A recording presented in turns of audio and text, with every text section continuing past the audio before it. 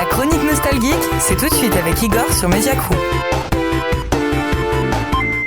Très beau jingle. Alors, les jeux vidéo sont un bon moyen de décompresser, de prendre du plaisir, de s'amuser, mais ils sont aussi source de frustration. Et oui, perdre 5 fois d'affilée lors de la même mission parce que le type que tu dois protéger dans le jeu fait n'importe quoi et se fait tuer bêtement, ne pas trouver la sortie du donjon dans lequel la princesse qui devait y être n'y est finalement pas, les sources de nos frustrations sont multiples et les conséquences désastreuses. Par exemple, jeter sa manette violemment au sol façon frappe Atlas de Dracofeu, insulter de tous les noms son gardien virtuel et par la même occasion la maman de son adversaire parce qu'on se prend un but tout pété, Toujours les mamans. Oui. Voire même pleurer de rage parce qu'on a oublié de sauvegarder avant d'attaquer un Pokémon légendaire pour pouvoir l'attraper et finalement le tuer et devoir se retaper toute cette foutue grotte à la noix qui, ne l'oublions pas, est blindée de Nosferatu qui te casse bien les yeux-coups.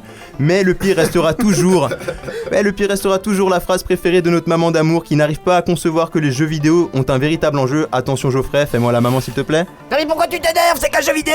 Si tu continues, je te confisque ta console. Voilà, déjà à ce moment-là, tu es encore plus énervé parce que c'est pas ta daronne qui croit que tous les Pokémon s'appellent Pikachu qui va t'expliquer l'attitude à avoir devant un jeu vidéo. On va se calmer maman s'il te plaît.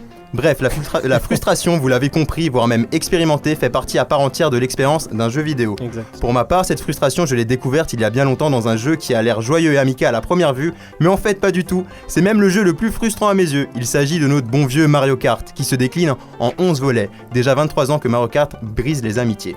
Donc, Mario Kart en quelques mots pour les personnes ne connaissant pas. Le but du jeu est simple. Parcourir le plus rapidement possible les circuits afin de terminer premier et remporter le maximum de points pour pouvoir gagner le championnat. Oui, il s'agit d'un jeu de course. Sauf que ce jeu de course a la particularité d'intégrer des objets qui vont vous permettre d'attaquer vos adversaires, de vous protéger ou même d'augmenter votre vitesse. Et c'est à ce moment-là que la frustration s'empare de vos neurones. Pour résumer, une course simplement dans Mario Kart, elle se déroule en 3 tours et rien ne sert d'être premier les 2 premiers tours. Je répète, rien ne sert d'être premier les 2 premiers tours parce que tout se jouera au 3e et dernier tour et c'est là que tu prendras tous les objets existants dans ta pauvre petite tronche en passant par la carapace rouge que tu entends arriver 5 secondes à l'avance et que tu ne peux pas éviter parce que tu n'as pas encore de banane, parce que tu n'as pas de banane. Martin, fais-moi le bruit de la carapace s'il te plaît. Voilà, truc bien énervant. Mais aussi la carapace verte qui rebondit depuis 2 tours sur les mêmes murs et que tu te prends comme un gros noob. Ou encore la peau de banane que tu as posée toi-même lors du premier tour voilà. Et dont tu as oublié l'existence. La preuve elle-même que le karma existe. Et ne surtout pas oublier la fameuse carapace bleue. Horrible. Celle que ton petit frère Nicolas, âgé de 11 ans, en 6ème position et par la même occasion en 6ème secpa, vient de te balancer à la tronche en rigolant bêtement. D'accord, on est d'accord, c'est bien frustrant. Rien qu'en y pensant, je commence déjà à m'énerver. Sans déconner, si tu voulais que Sangoku démonte Freezer en un épisode, fallait le faire jouer à Mario Kart avant le combat. Bref. Donc je récapitule.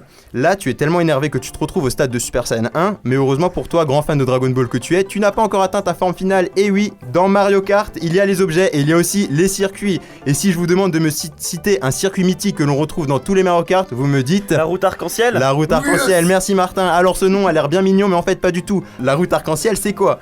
C'est un circuit suspendu au milieu du vide, plus précisément suspendu au milieu de l'espace, dans lequel tu peux tomber à n'importe quel moment, comme cette grognasse de Sandra Bullock dans Gravity. Bref, il s'agit du pire circuit pour les personnes inexpérimentées en Mario Kart, tout comme pour les personnes expérimentées. Et en plus d'avoir déjà un circuit hardcore sa mère, il ne faut surtout pas oublier que les objets sont toujours présents, et dire que Nintendo commercialise Mario Kart en le faisant passer pour un jeu pour toute la famille dans lequel on s'éclate, aussi bien au sens propre comme au sens figuré. Merci. Merci beaucoup Igor, tu m'as fait voyager. Oui. Tous les jeux de mon enfance y sont passés, donc c'est super. Merci beaucoup. Voilà. C'est tout pour toi ? Oui, c'est tout pour moi. Eh bien, Igor, merci beaucoup. on te retrouve donc la semaine prochaine pour une nouvelle émission rétro jeux vidéo nostalgique. Avec plaisir.